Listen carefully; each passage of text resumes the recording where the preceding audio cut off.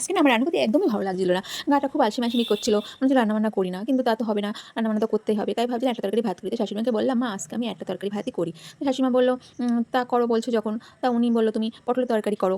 তখন আমি বললাম, "ঠিক আছে তাই করি।" কিছুক্ষণ পরে ননদ এসে বলল, "বৌদি আমি আজকে সয়াবিন তরকারি করব।" যখন এক তরকারি বলছে, "আমি সয়াবিন তরকারি করো।"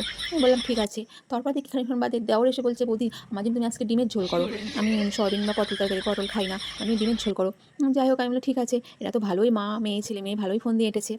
তা যেহেতু তারা আমার শাশুড়ি, আমার দেওর, ননদ তারা চলে ডালে, আমি চলি পাতায়, পাতায়। তা আমি তখন ভাবলাম আমি একটা তরকারি করব যখন বলেছে একটা তরকারিই করব। তা আমি তখন বুদ্ধি খাটিয়ে এই তরকারিটা করলাম। সয়াবিন, আলু, পটল, ডিম সব একসাথে দিয়ে তরকারি করলাম। তো যদি সবাইকে ডেকে যখন খেতে দিলাম, আমার শাশুড়ি মা তো দেখে বলছে, "কি ব্যাপার বৌমা তুমি একটা তরকারি করে বললে, তুমি আবার তোমাকে আবার কষ্ট করে সব তরকারি করতে হলো?" আমি বললাম, "না মা আমি তো এইভাবে করেছি এইভাবে।" তখন শাশুড়ি মা তো সেটা শুনে শাশুড়ি মা হদ্দমধ্যম আমাকে মানে আমার ১৪ গোষ্ঠী তুলে আমার কথা বলল, আমার বাবা মা তুলে আমাকে আলসে, কুঁড়ে মানে নানা রকম কথা শোনালো। তা যা হোক যা কথা শোনায় শোনাক গে। আমি তো আমার এতে সাকসেসফুল আমার কাজে। আমি যেটা ভেবেছি একেবারে ভাবতে সেটাই আমি করেছি।